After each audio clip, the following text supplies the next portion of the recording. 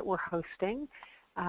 We are going to have 3 presentations today, and we've got some really fabulous speakers. I'm going to start off and introduce Sarah Wright from Utah Clean Energy, and then we're going to move to 2 technical presentations. We are going to keep people muted during the presentations, but then we're going to unmute your lines when we do questions and answers. You're welcome at any time to send a question during the chat box that's on your screen. And just so everybody knows, this session is being recorded, and we will have it available on our Four Corners website at the conclusion of this webinar. So I'm really happy to be able to welcome Sarah Wright, who is the Executive Director of Utah Clean Energy. Utah Clean Energy is one of the partners in the Four Corners Wind Resource Center. So Sarah. All right, thank you, Amanda. Excuse me, and thank you, everyone. I know that we're all busy, and so I appreciate all of you taking time to learn more about wind and our panelists that will be here today. The Four Corners Wind, oh, shoot. You know what? I can't see it anymore. Oh. So I'm having a technical problem that Emerson is going to come help me with. And what slide are we on? Are we still on the first one? It's the opening slide. Okay, sorry about that. But I'll talk a little bit while Emerson gets it back up for me. I'll talk a little bit about the Four Corners Wind Resource Center and the Emerson Agile Home Control and the DOE. And this project is funded by the Department of Energy, and it is a project to make sure that decision makers have the best available information, the most current available information to make decisions relating to wind energy. And we are one of 6 resource centers in the country, and we're honored to be that. And when we get the slides back running, I'll show you where the other resource centers are located. But we're probably the only you should have control. Okay, thanks. But I don't. Technology is beautiful, except for when it doesn't work. So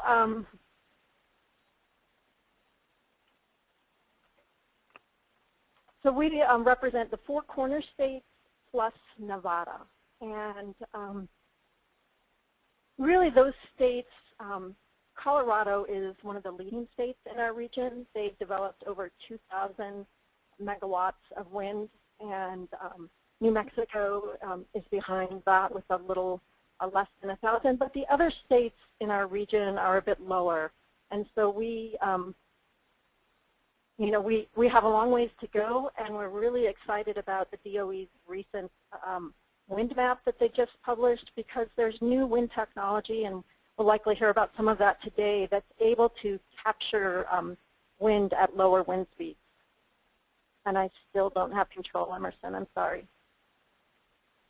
But one of the things that we did early on in our program is that we decided we wanted to learn, what did you do differently? Okay. It's working now, so thanks. So these are the different regional wind resource centers. We're the yellow region.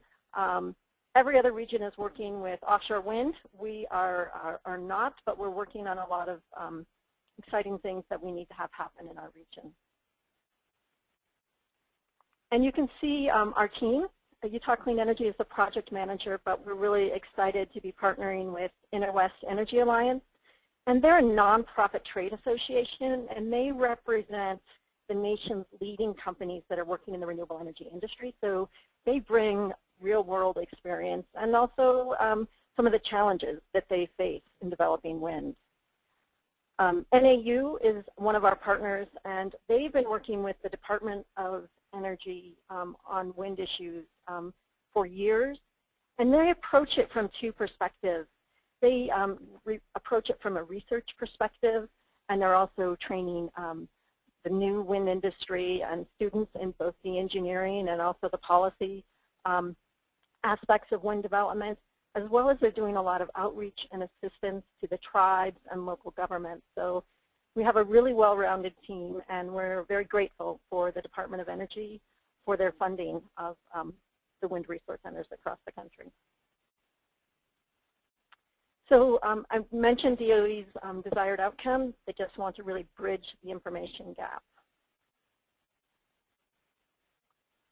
So we did an initial wind assessment. We put together all the stakeholders that all the different organizations and states have worked with over the last 10 years or so, 2,000 stakeholders, and we got about a 5% response rate, which I'm told is pretty good. Of course, I always would like more. And I'm going to give a really high-level summary of some of the things that we found. You know, we've done a lot of work on local wind siting and local ordinances over the year, but we're finding that that is still a barrier. And our next webinar that we're doing will really focus on local governments and helping them understand best practices for wind ordinances such that they can protect their community and also enable a wind development. Lack of transmission or transmission capacity is a barrier to wind development, and you can see in all of these charts that the blue is very significant and the green is moderately significant. So definitely an issue that we'll be working on. Wildlife issues continue to be an issue, a barrier, and we really want to make sure that we have the best information and that we develop these projects in a way that is sensitive to wildlife and land issues, but allows these projects to go forward as appropriate. There's also a continued either a challenge or perceived challenges around integrating variable energy resources into our electricity portfolio. One of the things that I found interesting when I looked at the results, you can see the regional totals and the results from the different states, is that Colorado, where they have at times of the year over 50% of their electricity coming from renewable resources, that they don't, that it's not as big a concern in Colorado as it is in some of our other states. So we really want to take some of the lessons learned in Colorado and around the country and help move that forward in our other states. So, you know, why are we here doing this webinar? And, you know, one of the big things is that we want to, when we ask about how the Four Corners Wind Resource Center in our questionnaire could be important, you know, could be of service to the different wind industry stakeholders, what came out really loud and clear is they wanted to facilitate connections and information exchange with wind experts, you know, such as the national labs, and we're so thrilled to have two national lab representatives with us today. They wanted to exchange information with developers, technology companies, utilities, utility regulators, and we have a good mix of those on the call today. So we hope to serve you in that capacity and address the need that you have for information. And so often when I'm doing these presentations, I'll look around, I'll just see Google Images, and I found this image, and I think, and I'm sorry that some of the slides don't show up exactly, but you know, it's poor information exchange increases business costs and security risk, and it slows down transactions.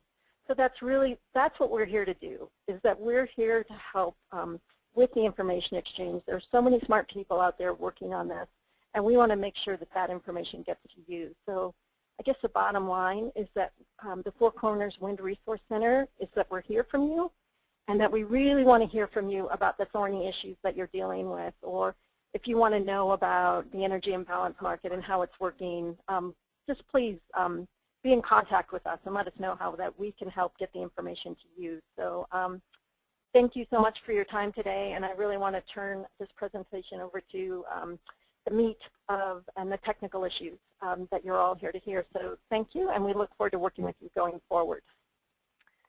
Thank you, Sarah. Are there any questions for Sarah Wright?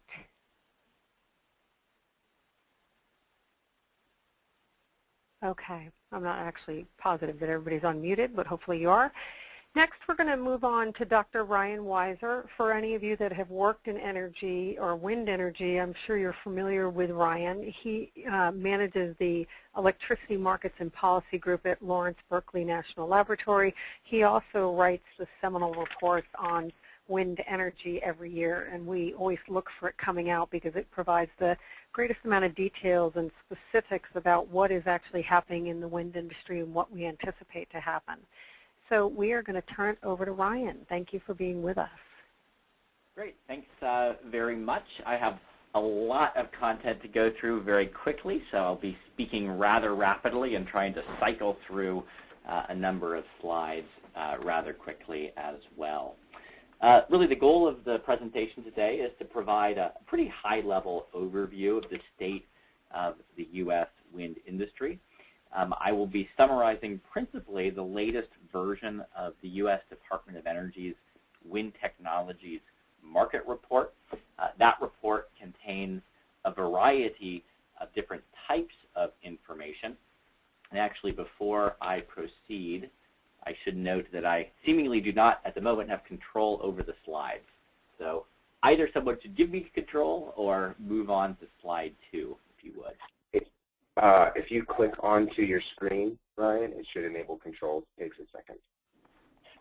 All right, let's see if I can do that. Ah, perfect. Excellent. Well, that will make this much smoother, won't it, if I have control? Excellent. So the report itself contains a lot of different threads of information, as illustrated on the slide. Installation trends, industry trends, technology performance, cost, and pricing trends, and finally, policy and market drivers and future outlook. I'm going to give all of you little bits and pieces of all of this information within the context of giving a very broad overview of the report and the state of the market. However, really the focus of the report is on knowledge, the performance trends, cost, the pricing trends. So I'm going to move rather quickly through a brief discussion of installation and industry trends, and then really get to the heart of it in talking about technology and the impact of those technologies on performance, cost, and pricing. So starting, though, with a very brief summary of installation trends, I presume that most of the folks on the call today are well aware of some of these trends, so I don't want to belabor the point too much. I think all of you are well aware that the year 2013 was a rather paltry year in terms of wind additions in the U.S. as a whole, following the year 2012, which was anything but paltry, the largest growth year for the industry seen to date. And we're now back on an upswing with pretty significant wind additions anticipated by the end of the year here, 2014, and then much more significant additions expected in the year 2016. Not surprisingly, given the limited growth of wind additions in 2013, wind also represented a relatively small fraction of the aggregate amount of electric capacity additions in the U.S., about 7% of the total electric capacity additions in the year 2013 came from wind. But if you look over a longer historical time frame, specifically the 2007 to 2013 time frame, you can see that 33% of total generation capacity additions in the U.S. have come from wind. You can also see in the lower left chart here very significant proportions of wind additions in the interior region of the country, in the Great Lakes, and significant contributions in the Northeast and in the West. Now, your Regional Wind Resource Center admittedly spans two of the regions here, which will also be true in some of the later slides. I apologize for that, but c'est la vie. You'll have to look at some of the trends in the West and some of the trends in the interior to get a good sense of what's going on in the region of focus for the purpose of the call today. The geographic spread of wind additions, of course, is very broad. Not that many added in 2013, but certainly good amount of wind capacity in the West Coast region and really throughout the interior and even northeast portion of the region. As a result of those regional trends, we now have 2 states where wind represents more than 25% of in-state generation. Iowa, and South Dakota. And we have 9 states that exceed 12% wind energy penetration, including Colorado at about 14%. So some states with very significant levels of wind penetration across the U.S. and in particular regions. Moving now to a very quick summary of industry trends. Here we've seen over time very significant market share by, of course, GE and also Siemens and Vestas. The year 2013 really saw dominance by GE, but again, a year in which relatively little additions occurred, so perhaps not so helpful to focus just on that singular year. Clearly in this graphic we see a growing number of turbine manufacturers active in the U.S. market over time, but still very significant contributions from the big 3, as it were, GE, Siemens, and Vestas. Domestic manufacturing in the U.S. For wind equipment has clearly increased over time. There's certainly no doubt about that, and indeed we have very high domestic shares for some of the large equipment used in wind turbines in the U.S. A very significant fraction of the towers, of the blades, and of nacelle assembly now occurs in the U.S. market. At the same time, domestic manufacturing throughout the supply chain, and specifically some of the individual components within the turbine or within the nacelle, has not been all that strong. We're still importing a good amount of those smaller components from outside of the U.S. And certainly over the last couple of years, the manufacturing supply chain has experienced pretty significant growing pains really driven by the stop-start nature of the wind market in the U.S., as well as growing global competition. So kind of a good news story and a bad news story as it relates to the supply chain. Okay, so with that very quick summary of industry and installation trends, I'm now really going to focus the remainder of the presentation focused on what we consider really the heart of this report, and that is in its summary of technology trends, but even more so than that, cost, performance, and pricing. And so that's what the remainder of this presentation will be emphasizing. Of course, technology impacts the performance of wind projects, the cost of wind projects, and ultimately the power purchase prices that wind projects are willing to enter into. And so let's start there and then turn into the performance, cost, and pricing. The first thing to note in terms of technology trends, and this should come as no surprise to those folks on the call, is the significant growth over time in turbine nameplate capacity, in the hub height of wind projects, and of the rotor diameter of wind projects. You can see increases from the 1998 timeframe through 2013 in the U.S. across all 3 of those turbine characteristics. You can also see over the last 5 years or so a particularly strong growth in the rotor diameter of wind projects and also the rotor swept area associated with those wind projects. And that's a reflection on the fact that so-called low wind speed technology or low wind speed turbine technology has become a greater force within the U.S. wind market. Basically, we have machines with higher hub heights, yes, but importantly, with larger rotors relative to the nameplate capacity of the machines. Those machines originally are designed for lower wind speed sites and seek to maximize capacity factors within those low wind speed sites. What you'll see, though, on this next slide, and this next slide is busy, so I'll walk folks through it a little bit, though maybe I won't describe it in a huge amount of depth, is that those turbines with larger rotor diameters relative to nameplate capacity, while those kinds of turbines were originally designed for lower wind speed sites, they are in fact now also regularly being employed not only in low wind speed sites, but indeed in some of the highest wind speed sites in the nation, including in projects in your particular region. And so, for example, if you look in the graphic here on the lower left-hand side, and maybe let's focus for the moment on the specific power bars, the 4 bars in the middle of the lower left-hand graphic. So specific power is a particular metric that I'm not going to describe in a whole lot of depth, but suffice it to say that the lower the specific power is, the larger the swept rotor area is relative to the nameplate capacity of the turbine. And basically, lower numbers mean lower wind speed technology, or technology originally designed for lower wind speed sites. Well, you can see in this lower left-hand graphic that relative to all of the turbines installed in recent years in the West, in the interior region, in the Great Lakes, and then in the Northeast, that a sizable fraction of the turbines installed from 2011 through 2013 in each of those regions have specific power that is very low.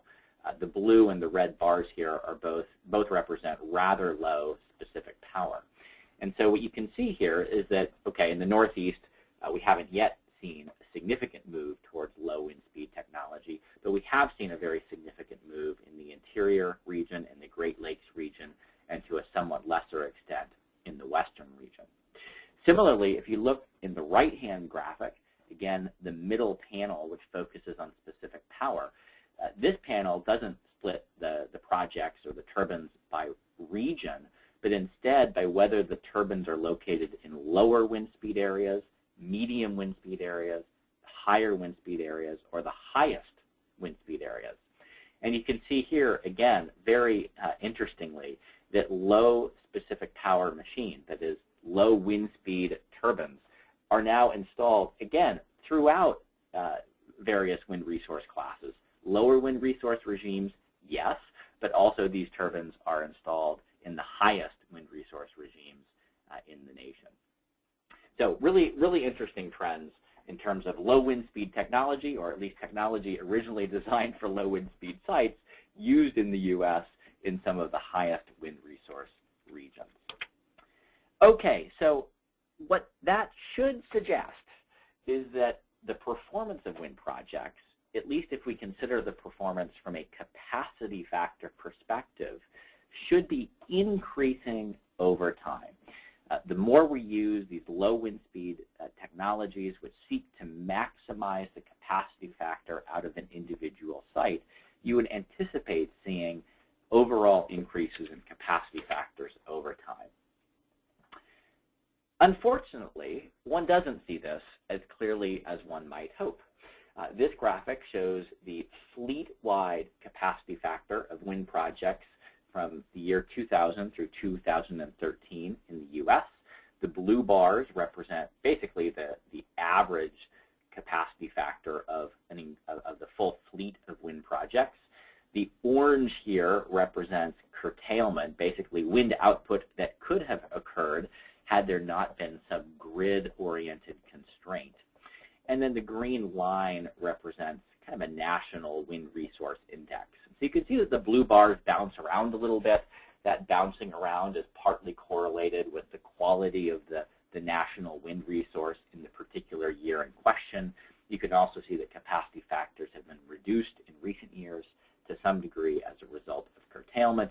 And you can see some evidence in this chart of an overall increase in capacity factor, certainly from the year 2003 through 2013, but you don't see the level of increase that one might anticipate given the technology trends that I just described. Even if you control for curtailment and inter-year or year-to-year wind resource variations, you still don't see an enormous trend in capacity factor improvement. This chart shows 2013 capacity factors based on the commercial operation date of the projects, whether the wind projects were installed in the 1998 to 1999 timeframe on the left-hand side of the chart, or in 2012 on the right-hand side of the chart. Every little dot represents a different wind project in the U.S., and the blue bars represent the weighted average of all of the projects. So here again, you can see that there has been on a long-term basis, an increase in average capacity factors, but you don't see a lot of evidence of increasing capacity factors over the last 5 years or so. You do, though, quite obviously see an enormous spread in capacity factors across projects in the U.S., represented by the location of all of these kind of golden dots that are really all over the map across all years. So what's going on? Why is it that the technology trends I described earlier should be suggesting significant increases in capacity factors, but we're not really seeing that? Well, really what's happening here is that wind projects have increasingly over time been located in lower wind speed sites. And so even though the technology itself is increasing capacity factors within fixed wind resource regimes are not staying fixed. In part enabled by the technology developments, wind project developers have been moving to some extent towards lower wind speed sites. Again, that's partly enabled by technology, but perhaps also related to limitations on transmission in some of the higher wind speed sites. The blue bars on this chart shows on a national basis, an indexed to a 100 level, the change in the wind resource quality over time. Those are these kind of blue bars. And you can see from the 1998 to 1999 timeframe through 2011 that basically the wind resource quality went from an index value of 100 to 85. So there's basically a 15% reduction in the quality of wind resource sites that developers have been accessing. That's turned around over the last several years. You can see in 2013 that index value is back up to 90%, still 10% below the value seen in the 1998 to 1999 timeframe, but nonetheless an increase over the last couple of years. So there is a way of controlling for some of these things and therefore illustrating the scale of the technology advancement that has been seen, and that's shown here on this next slide. And so what I'm showing here is I'm cutting all of the projects in the U.S. into the quality of the wind resource. That's the x-axis, lower quality wind, medium quality, higher quality, and highest quality, basically based on the average annual wind speed at hub height. And then we're also cutting the projects based on their specific power. I mentioned earlier that there's been a move towards larger rotor machines relative to nameplate capacity. That means lower specific power, so the purple bars and the green bars on this particular chart. And you can see really across all of these categories. Let's look specifically at higher wind speed sites, the third set of 4 bars here. You can see as you move from turbines with specific power over 400 to machines with specific power under 220, that there's been an increase in project-level capacity factors going from 25% from those projects with very high specific power to almost 50%, about, I guess, 47% or so for those projects that have the lowest specific power. So very significant increases in average capacity factors within fixed wind resource regimes as we move towards lower specific power technologies. There are also some variations by region in capacity factors. The upper left-hand chart here, for example, shows that on average capacity factors are lowest in the western region, also somewhat lower in the northeast region. Not surprisingly, they're highest in the interior region of the U.S. But of course, you can also see an enormous spread, as I mentioned earlier, at the project level in capacity factor trends. So let me now talk a little bit about installed cost trends. Of course, the performance of wind projects matter, but how much they cost to install also matter. Here we can also see some positive signs, some positive trends. This chart shows the average price of wind turbines sold in the U.S. market over time, as well as showing some other markers.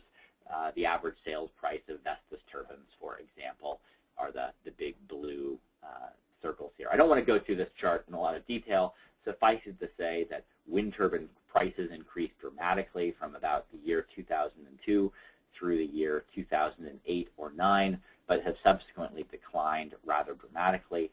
Currently, wind turbine orders have pricing that ranges from maybe a low of about $900 per kW to maybe a high of about $1,300 per kW.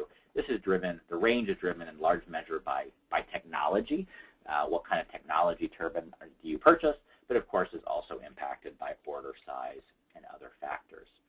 As a result of those turbine price trends, we have also seen significant decline in average wind project costs, total wind project costs, over the last several years. In this chart, every blue circle represents a different project. The red bars represent the capacity weighted average in any given year. You can see significant historical declines in wind project costs, then a subsequent increase through 2009 or 10, basically mirroring the wind turbine price trends that I showed on the previous slide. And then you can see a significant bending of the curve over the last 4 or 5 years. The average wind project in the U.S. installed in 2013 came in at a project cost of $1,630 based on our limited project sample for that year. Projects that were under construction, some of which have now subsequently been built, were coming in at about $1,750 per kW on average. We do see some regionality in those data. Lower installed costs are common in the interior region in particular. This is obviously a region where development costs are lower, where project sites are generally less complicated. They're flat sites oftentimes in the interior region. And so on average, project level costs are a bit lower in that region. But you can, again, see significant spread across individual projects in all of the regions in the U.S. Ultimately, what matters to ratepayers is the price that they pay. It's not the installed cost of a project. It's not the performance of the project. It's what's the cent per kilowatt hour price that the utility is buying wind power for, and that is therefore being passed on to end-use customers. And so that's the topic of the next set of slides. At LBL, we've been able to collect through various means data on 343 power purchase agreements between wind project owners and utilities in the U.S., representing almost 30 gigawatts of wind project capacity installed from 1998 through 2013. I want to emphasize that these PPAs are only those that are inclusive of both electricity and renewable energy certificates. So all of the slides that you're about to see include PPAs that embed both the sale of electricity under a long-term contract and the sale of renewable certificates under a long-term contract. This next slide shows those PPA prices based on the execution date of the PPA on the x-axis and based on the levelized PPA price in real dollar terms on the y-axis. It's a busy chart. Each circle represents a different PPA, in fact, a different wind project. The size of the circle represents the size of the project. Larger circle sizes equal larger projects. And then we've segmented these projects by region of the country. It's a messy slide, but you can certainly see that PPA prices have declined in recent years. You can also very clearly see that PPA prices in the interior region of the country are especially low in comparison to other regions.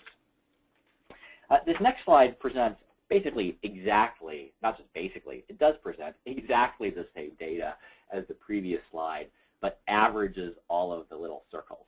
And so the blue bars here represent the nationwide weighted average PPA price based on the contract execution year.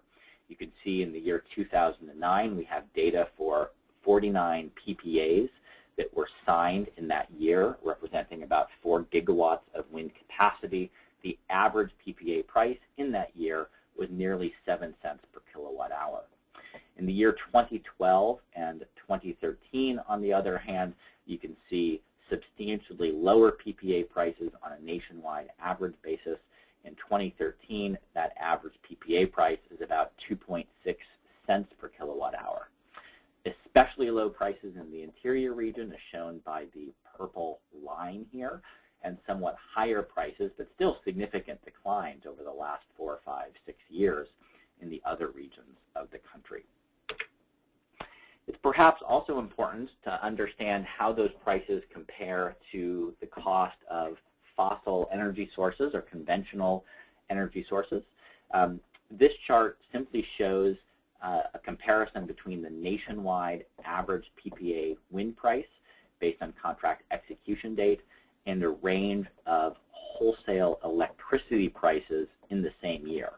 I want to be clear that this is not the kind of comparison that a utility should be making when comparing wind to alternative resource options, but it does provide a useful benchmark.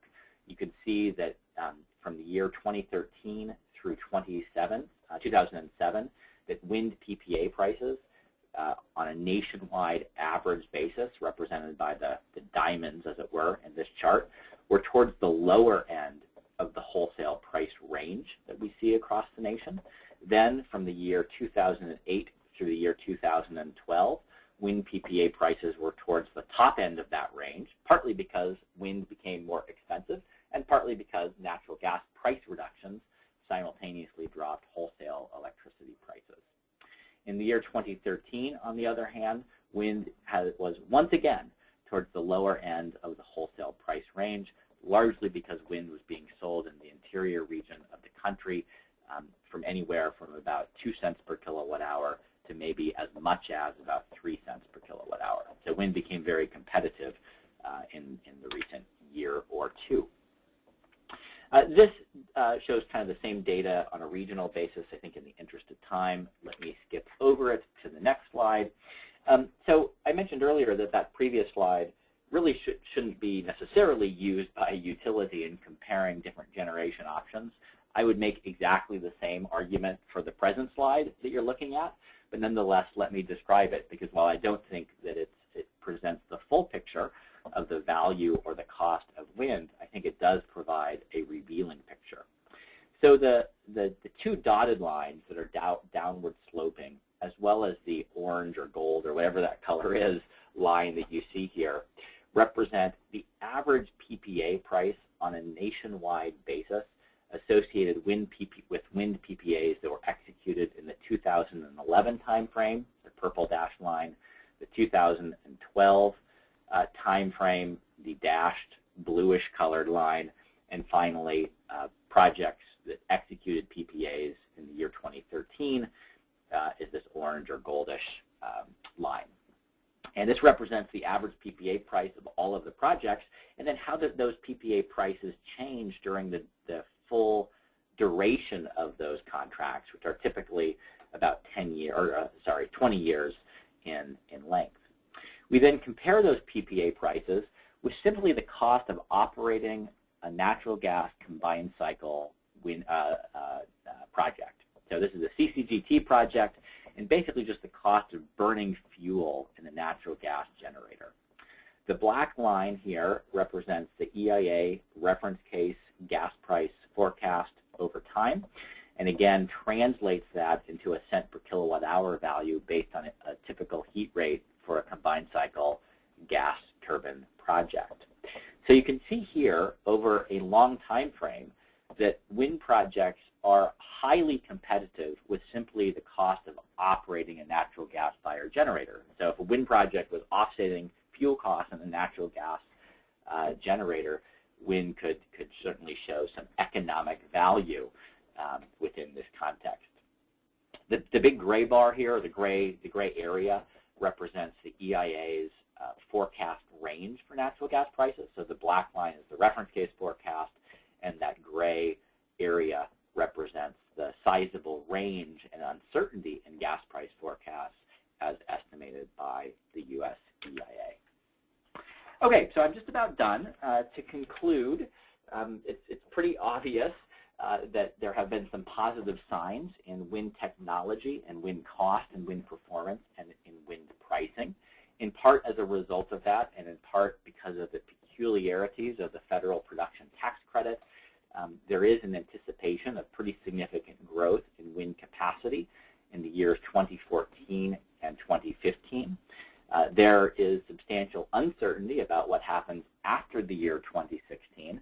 As all of you are perhaps aware, the production tax credit has now been, in effect, retroactively extended for an additional year. So projects that quote-unquote begin construction by the end of 2014 will now be eligible for the PTC. This may place a little bit of an upward movement on a year 2016 capacity additions for wind, but nonetheless it remains really an uncertain market over the next couple of years given underlying uncertainty in the production tax credit.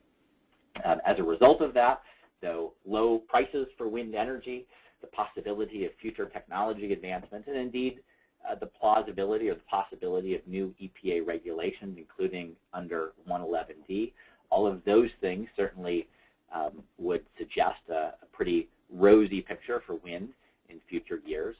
But there are a number of headwinds there. Certainly the fate of federal tax incentives is a key issue. The question of whether natural gas prices will remain low or will subsequently rise. Uncertainty about demand growth expectations, putting damper on expectations for wind growth, at least to some extent, and some other factors here as well. So certainly some good news in the wind sector, but also still some uncertainty and remaining challenging news as well. And with that, I will end my presentation. Thanks. Ryan, thank you so much. We're going to ask Emerson, who's been collecting the questions on the website, to go ahead and read some of the questions he's got, and then we'll unmute phones and see if there's additional questions. Yes. So it seems like the questions that have been asked are specifically regarding the 2013 timeframe, and are there any year-to-date 2014 info on this call? Yeah, so 2014 so far, we have seen a couple gigawatts of wind, actually less than a couple of gigawatts added. I think that there's an anticipation that there will be a significant amount of wind added by the end of this month. In effect, so the latest data we really have is through the third quarter of the year. I think most expectations now are that we may have seen or may see roughly 4 gigawatts of wind additions this year. Based on the power purchase agreements that we've seen signed in 2014, we're anticipating pretty similar trends to 2013. Those data are still partial. We kind of go through our 2014 data collection kind of in the early to mid-year 2015 time cycle. But I would anticipate that we're going to see reasonably consistent trends between 2013 and 2014 in terms of wind pricing and wind capital costs. I think we will start to see a more significant bending up of the curve in terms of performance and capacity factor, largely because we have now a year or two of experience with the especially low specific power machines put out by GE over the last couple of years. So I think we're going to see trends that are pretty consistent with 2013, but at least on the, well, certainly more megawatts of capacity additions, and probably begin to see more of a bending up of the curve of nationwide capacity factors. Thank you, Ryan. We have one more question. It asks if you can talk about why the installation costs are relatively lower in the mid-continent. Is it just because of the scale of the PPA? Yeah, I think it's a variety of factors. I think it's certainly true that if you look at average wind project size in the interior part of the country, much larger than if you go to the northeast, for example, where you've got more constrained sites with lots of landowners, not a lot of just open flat space. And so part of this is an economies of scale story. But I would say that in addition to that, there are certainly other elements of the story as well. I mentioned earlier just the complexity of project sites. Many of the projects in the interior region are on relatively flat land with relatively easy transportation, not a lot of complex terrain, not a lot of tree clearing necessary, et cetera, et cetera. So I think that's another factor. It also maybe goes without saying that permitting and siting projects, certainly in a number of the states in the interior region, it's just easier. It's quicker, it's faster, it's less onerous than siting a project in California, for example, or in the northeastern U.S. on a ridgeline style site. So it's partly economies of scale, but it's partly development, siting, and site complexity. Ryan, this is Amanda. Is it also that there's manufacturing capability in the middle of the country, and so you're not trucking things as far? Yeah, absolutely. I mean, there's a little bit of complexity associated with that, Amanda, partly because some of the coastal sites, though you're not trucking things very far, you are shipping them, and shipping is actually rather inexpensive in the grand scheme of things. And so transportation is definitely a factor here. In aggregate, the transportation associated with a project site could add, as much as 10%, but maybe more realistically about 5% of the total cost of a project. And so you can definitely see variation in project costs as a result of transportation, but you have to consider the cost not just of on-land transportation, but also shipping, sea transportation also. Great. Are there other questions from the folks on the phone?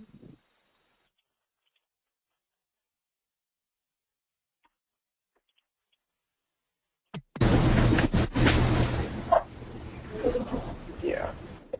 Not really.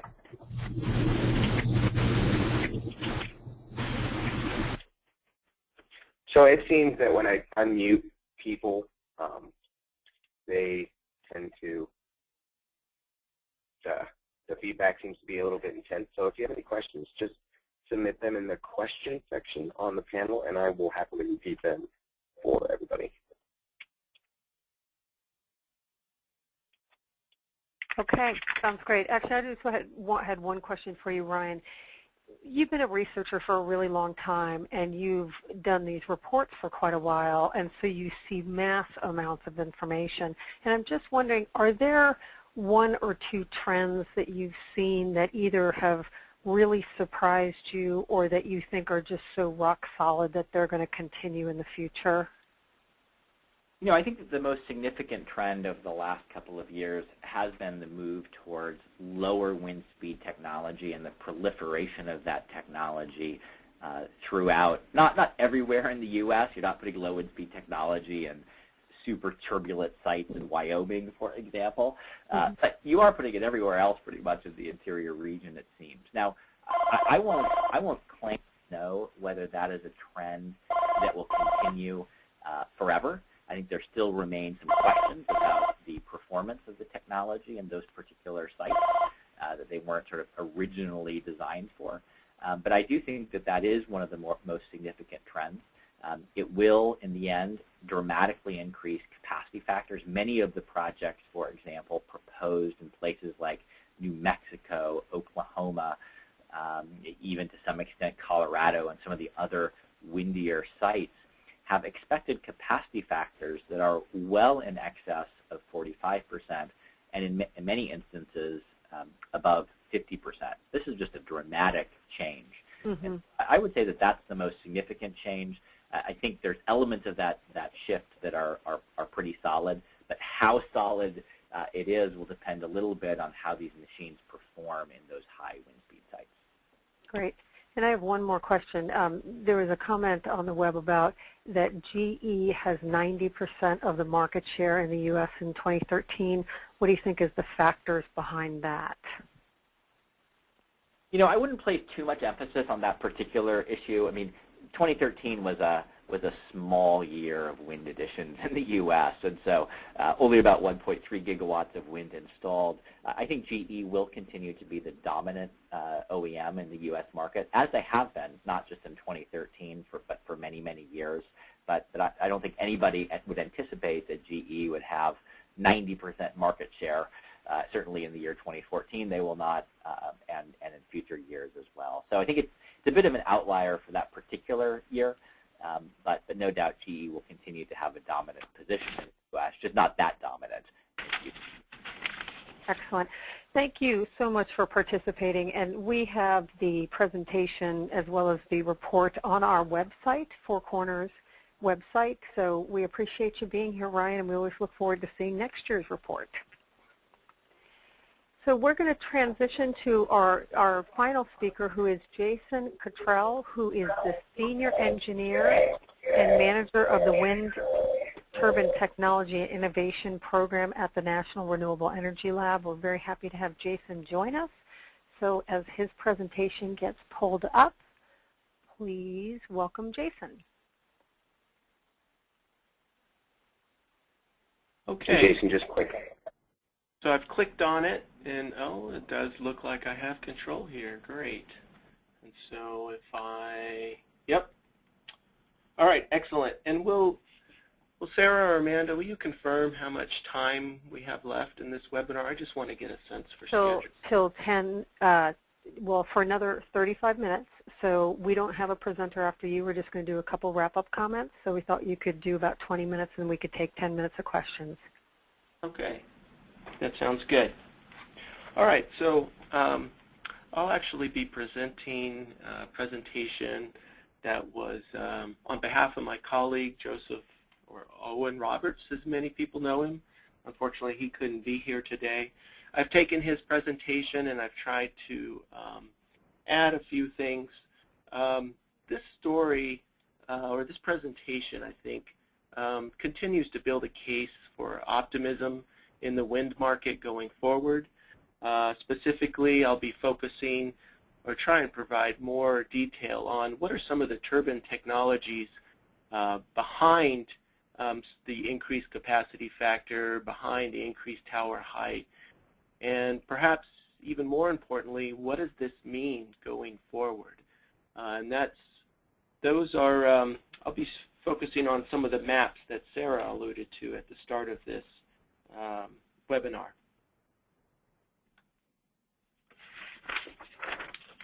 So in this quick overview slide, there's kind of a past, present, future type element to this presentation. We'll look at some of the things in the past 5 to 10 years, but then moving more towards the present, what land areas could be developed with the new technologies we're seeing today, and then going forward, what's the national potential for land-based wind technology going forward into the future.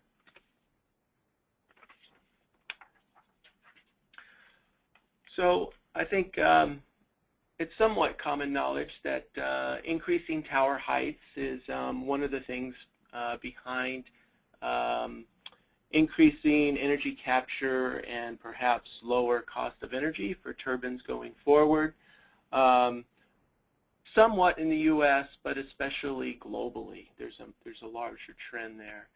The purpose of this slide here is to indicate that there are transportation and logistics constraints that limit the size of the tower you can install in the U.S. But the problem is that it's not so much that it's expensive to ship these tall towers as one might believe.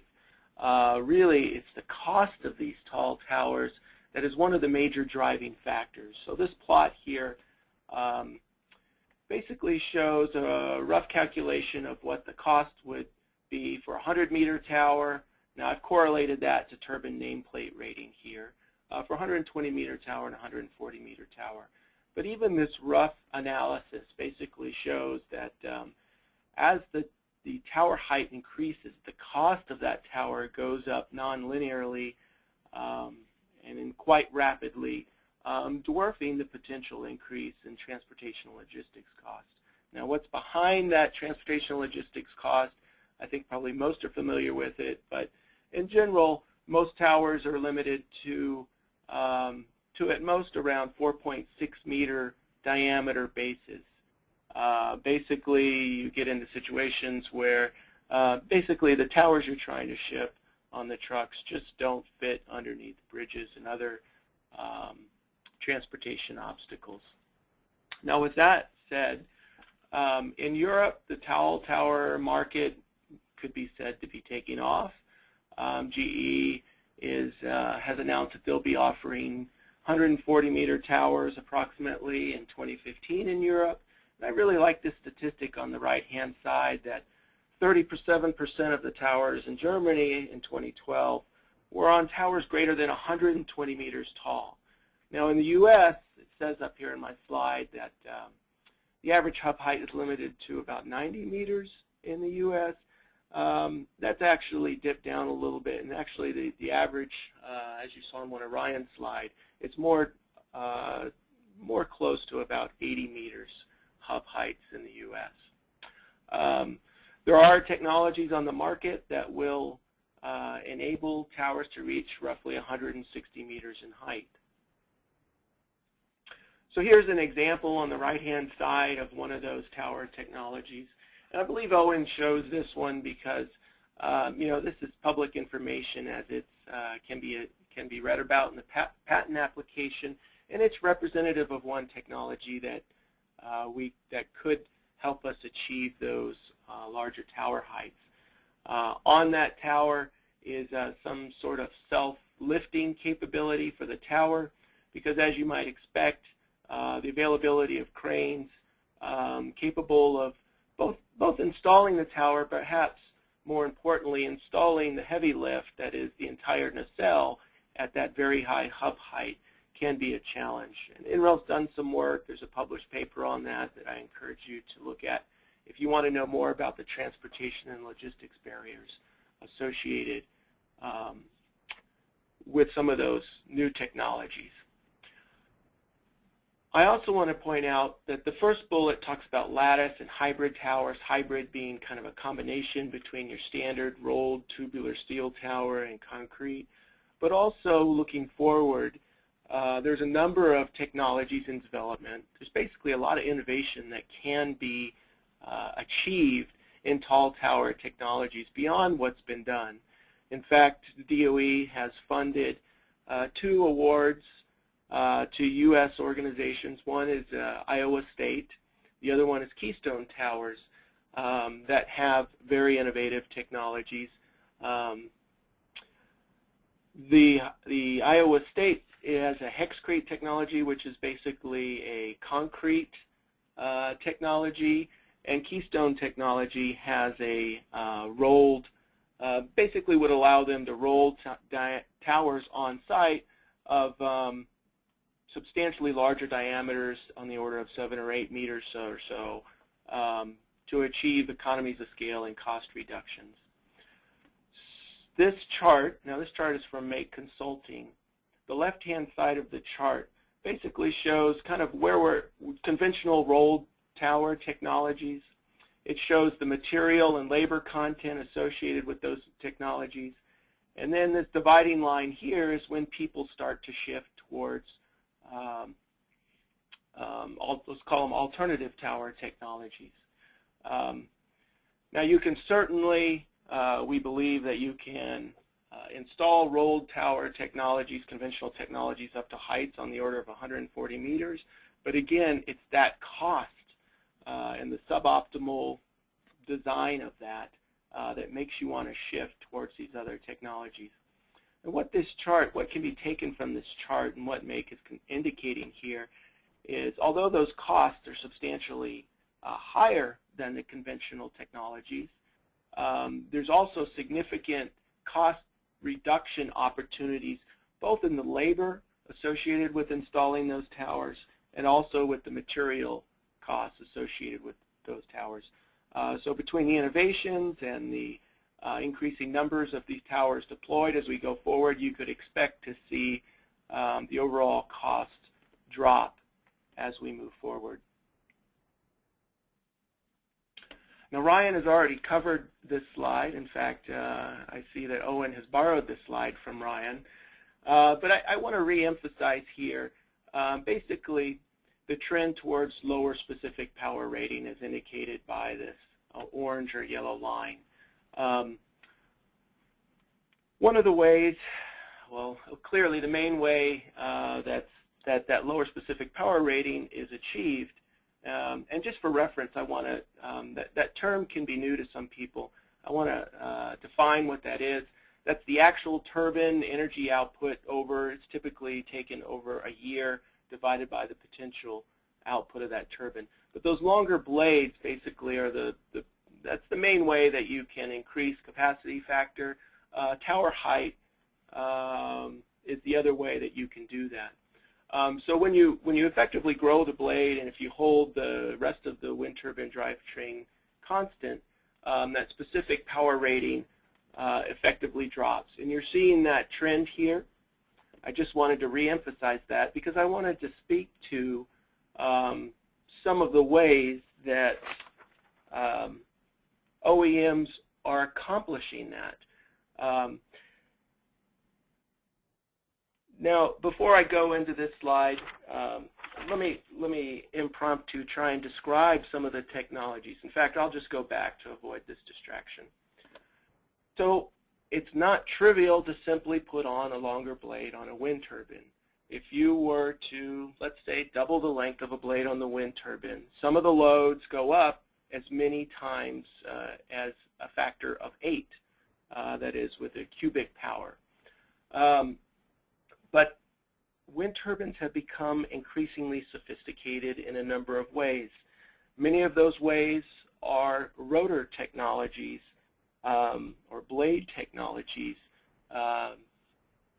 For example, clearly the first one that pops to mind to many is the incorporation of new materials.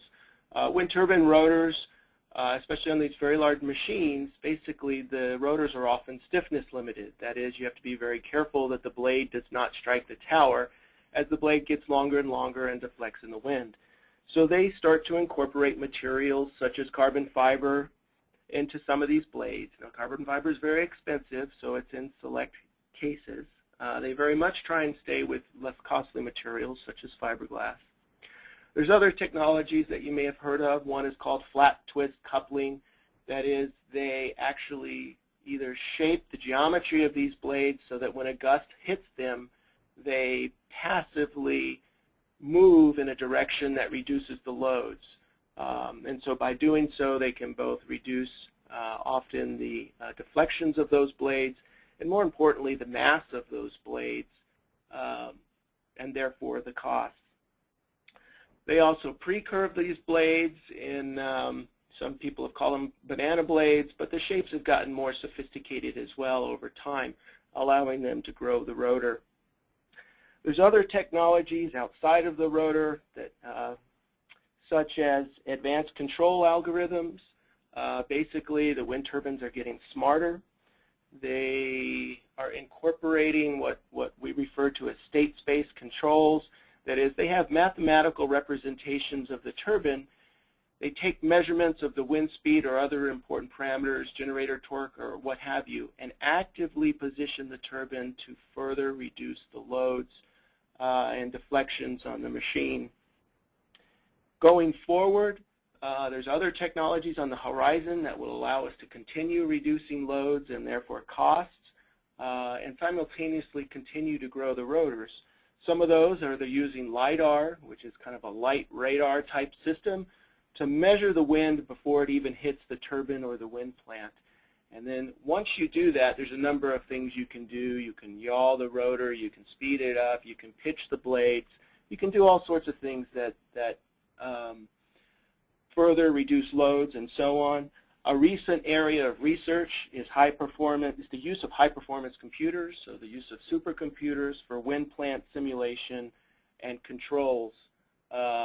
Basically, we're using these supercomputers to model the entire wind plant and incorporating these advanced controls to see what can be done to further improve the performance of these machines and simultaneously reduce the loads and therefore result in higher specific power rating and so on.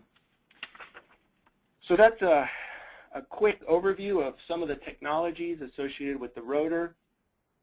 Again, here we have another one of Ryan's slides. And basically the key point here is that the capacity factor for these turbines has remained nearly constant in spite of the lower average wind resources that are being developed. And they're doing that in a large part by increasing the size of the rotor going forward. Now the key here, what does all this mean? Well, these low specific power ratings, and I'm about to go into this, increase the developable area that you can put these turbines on. I think the key point, perhaps the main point of this presentation, is that areas of the country that may have been written off previously are now being explored and developed. So this slide gives some indication of where we've come from and where we're heading in terms of both this important specific rating as shown here in this top chart. And again, this is another slide from Make Reporting Effectively. But you've got here in this column turbines to date. This is what they called something before 2010. It's a 1.8 megawatt machine. It's with a rotor diameter of 82 meters and a relatively high specific rating of 340 watts per meter squared. If you look at maybe representative of turbines today being installed, you've still got a roughly that same drivetrain at 1.8 megawatts. The rotor diameter has increased almost 20%, and accordingly the specific rating has dropped. Now, the question is, what's coming next? If you take that trend and extrapolate it, it looks like you might still have something like a 1.8 meter. The power ratings could increase, but the rotor diameter would then increase further. But rotor diameter is approaching 124 meters, and specific power ratings of a substantially lower 150 watt per meter squared. You know, you're looking at roughly half of where we were prior to 2010. Here's some of the effects that can be expected from these new technologies as we go forward. So there's a time element to this, with the blue being the older turbine, the green being the newer turbine, and the gray being the future turbine. And you can see potentially increasing capacity factors.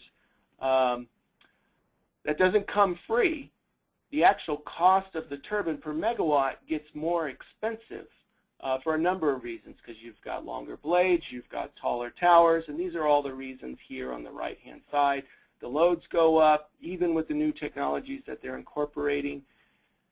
Still, the levelized cost of energy is expected to reduce for these new machines, because basically the energy captured those machines is offsetting that increase in cost. So that's what we can expect to happen perhaps with one of these, with the turbine specifically. Now the real question is, what does that mean for the U.S.? How much new market is unlocked with these new technologies? Where are things headed? And that's where we get to these deployment maps, basically, potential deployment maps. I'll show these maps in the next slide, but I want to give just a little bit of background about how these maps were derived, which turbines they assume, some of the important information regarding those calculations. So the wind data for these maps is actual wind data measured or extrapolated by AWS True Power. Here's some of the specifics about that data. Here are the turbines that we looked at for these maps. Now I want to emphasize here that we've updated the results within, it's probably within the past 1 or 2 weeks. Unfortunately, I wasn't able to incorporate those new results into these maps. But the story is basically the same. The maps, I do have one map in here that is somewhat updated. But here's the turbines basically representing more modern turbines and decreasing specific ratings in these turbines. These maps do exclude, have a number of exclusions: urban areas, bodies of water, national parks, and so on, as you might expect. And the key when you're looking at these maps is the darker blue areas is really what you want. That's where there is more deployment potential for turbines. So this is looking backwards. This is the older turbine. It's the 80-meter hub height, roughly 80-meter diameter. And it shows what we originally thought, and it shows the wind corridor here being a great place. It shows moderate potential. It shows almost no potential here in the southeast and weaker potential here in other areas. And again, the darker blue indicate the areas with the most deployment potential going forward.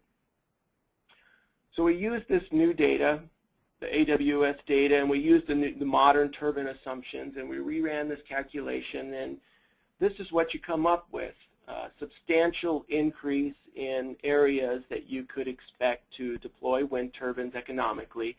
Our metric there is we were using a gross capacity factor of 30%. In fact, the increase in raw area available to deploy these turbines is 50% with these new numbers. This next slide shows it's the difference between the previous two slides, and it kind of helps identify the changes or the new hotspots, so to speak. And I think of interest perhaps to many or most on this call is the Four Corners area. And you see a number of regions starting to light up that previously were not very attractive or perhaps considered very economical for deployment. There's a number of regions in Texas, the Mississippi River Valley, a lot going on up here in Michigan, and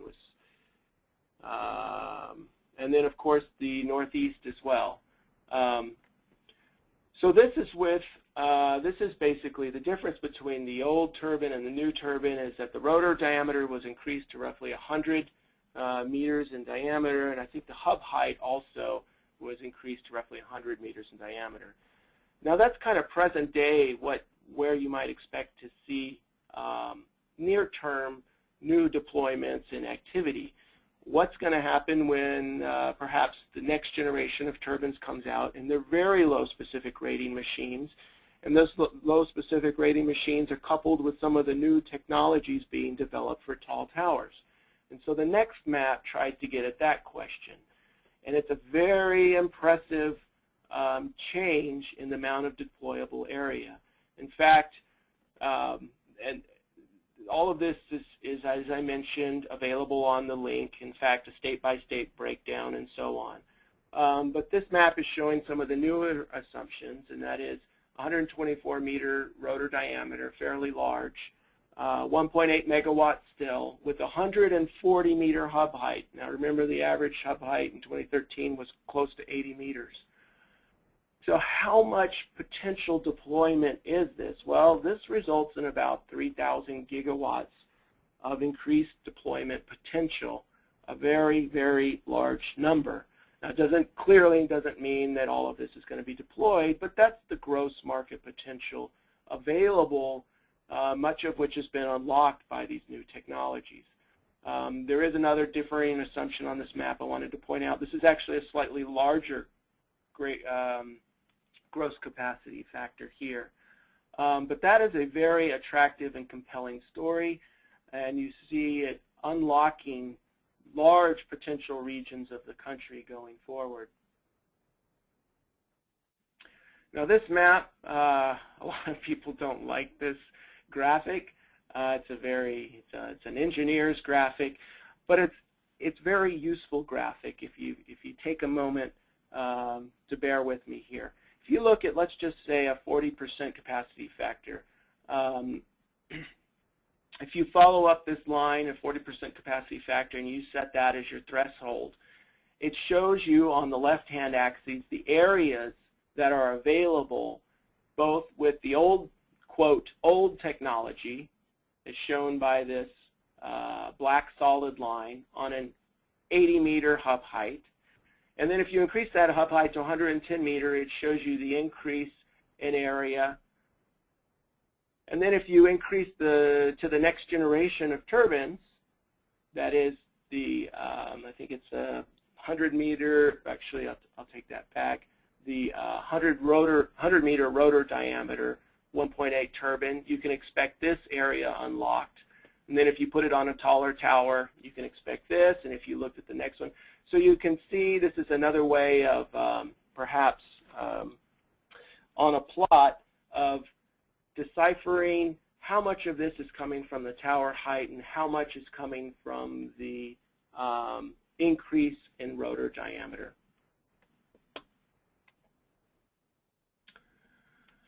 Now, as I mentioned, these maps are showing the gross potential that's being unlocked. Again, similar to as in Ryan's presentation, there are a number of challenges and obstacles and headwinds, if you want to call them that. We have done some work looking at what the main barriers or headwinds are. At least when we did the report a couple years ago, there was uncertainty regarding FAA permitting requirements for these very tall towers. They used to be limited to roughly 500 feet. A lot of this is associated with the lighting requirements for exceeding that height. That is being worked on both primarily by the FAA. Some of these regions, there'll be new challenges associated with local communities that have never really seen these wind farms in their areas before. Transportation infrastructure for turbine components, basically putting wind turbines in places that we really haven't put them before. And there could be transportation infrastructure, whether there are highways or ways to get cranes there, and additional scheduling required to get those large pieces of equipment to the locations. This is calling the base diameter of conventional towers a constraint. The new technologies being developed are being designed to get around this base constraint. As I mentioned, crane availability for tall towers and heavy nacelles could be an issue, but it's mainly at these very tall tower heights as you start to approach 140 meters or so.